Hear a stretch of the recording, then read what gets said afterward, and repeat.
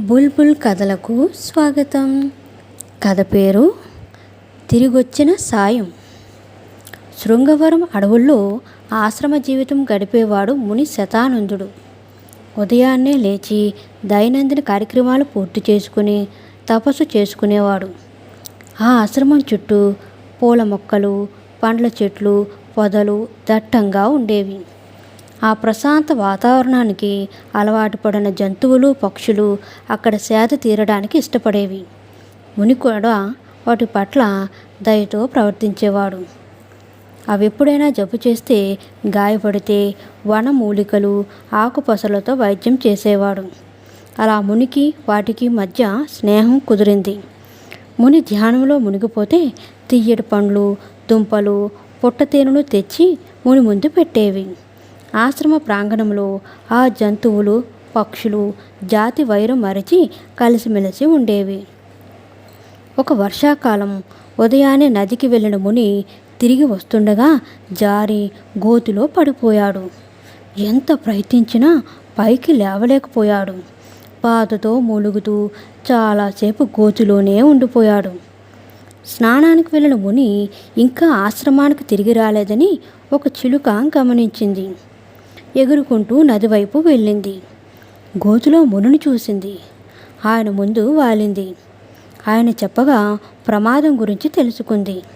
వెంటనే ఆశ్రమానికి వెళ్ళి అక్కడున్న జంతువులన్నింటికీ చెప్పింది. వెంటనే ఏనుగు, ఎలుగుబంటి, గుర్రం, మేక, కోతి పరుగెడుతూ ముని వద్దకు చేరుకున్నాయి.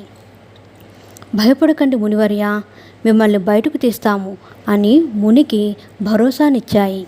గోతి లోపలికి వెళ్ళడానికి దారి చేసింది ఏనుగు. తన తొండంతో మునిని లేపి గుర్రం మీద కూర్చోబెట్టింది.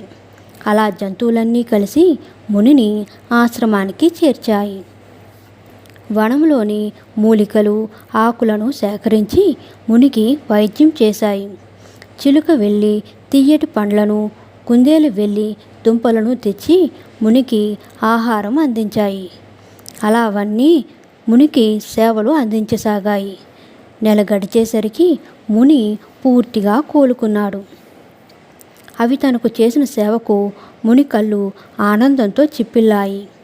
నా బంధువులైనా మీ అంత శ్రద్ధగా నన్ను చూసేవారు కాదు. మీ మేలు మరువలేను అన్నాడు శతానందుడు వాటితో. ఇందులో మా గొప్పతనం ఏదీ లేదు మునివర్య.